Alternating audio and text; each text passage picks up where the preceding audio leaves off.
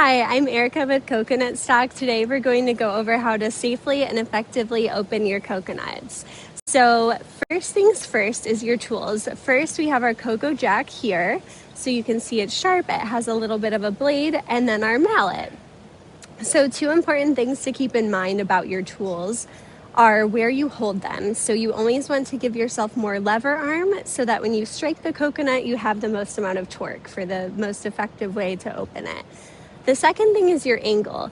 So since you have a round shell in below the husk, you always want to make sure that you're on an angle. You don't want to be straight on top. That's not going to cut through the round, always at an angle. So when opening your coconut, you also always want to hit midnight. So again, keeping that angle in mind and being mindful of your logo so that you're opening it to the side. You'll hold your cocoa jack like this and then strike. And you always want your cocoa jack to be flush with the husk of the coconut, and then push down and open up. And then that is how you have a great open coconut. All right, so talking a little bit about the coconuts. So something to keep in mind, they're produce, they're fruit. So again, they can vary a little bit in shape and size, even in taste. Just like if you get a package of strawberries, one to the next is not going to be exactly the same all of the time. They are a natural product. So again, you can see here that these are a little bit different shapes and sizes. So our coconuts, they are shaved diamond cut young coconuts. So you can actually see on them, sometimes they have a little bit of green, like here.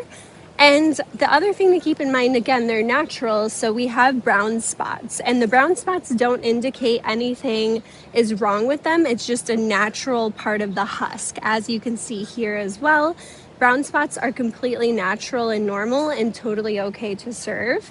So one thing to keep in mind. The other thing about the coconuts is they're very hydrating. So they actually contain a lot of different enzymes and electrolytes that will keep your guests hydrated throughout the day. And as you can tell in the Miami heat, that's always very helpful. So always keeping in mind that we do have to keep them refrigerated as well. All right, so going over good and bad coconuts, we do guarantee 14 days after delivery for a coconut. So a lot of the times when some of our customers request replacements, we need to keep in mind that the coconuts, they do vary a little bit in shape, size, color, taste. The longer the shelf life, the water might be a little bit cloudier. So if you compare your newest delivery with one that was a week ago, again, there's going to be a slight variation. So how to tell if something is a bad coconut? As you can see here, this is a healthy one, and then it progressively slowly gets worse. So you can see how, again, this is still, it's a little bit damaged here. So you can see here's a natural brown spot and here's a bad spot. So you can see how it looks a little more purple. The husk also starts to dehydrate. So you can see that the husk is just a little more dehydrated here. Again, you have those dark brown spots. And then the one big telltale sign is the mold spores. So you can see here, sometimes it'll start to mold like that. This is absolutely where the coconut is certainly bad. And again, if this does happen within 14 days, that would be considered a bad coconut, but this is typically what it looks like after expiration date. And as you can see here, that's one that is very expired. So keeping that in mind, that again, it is a natural product, there will be slight variations.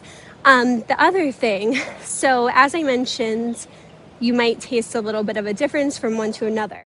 Going over a good coconut, you can see here that the water, again, it has a little bit of a cloudiness to it, a tiny bit of a color.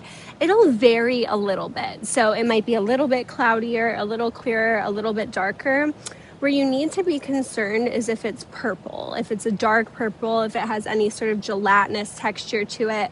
And the other thing as well is you can see here the progression of how a coconut ages. So you can see that the husk starts to dry out, the mold spores start coming in. These are definitely not okay to serve, and this is usually what happens past expiration date. So again, if you're within those 14 days and your coconuts do look like this, that's a problem. However, that's a very, very rare occurrence. So keep in mind that when you get your coconuts that you're using the oldest ones first, because if this is usually what it looks like after it's expired, as it is a perishable product.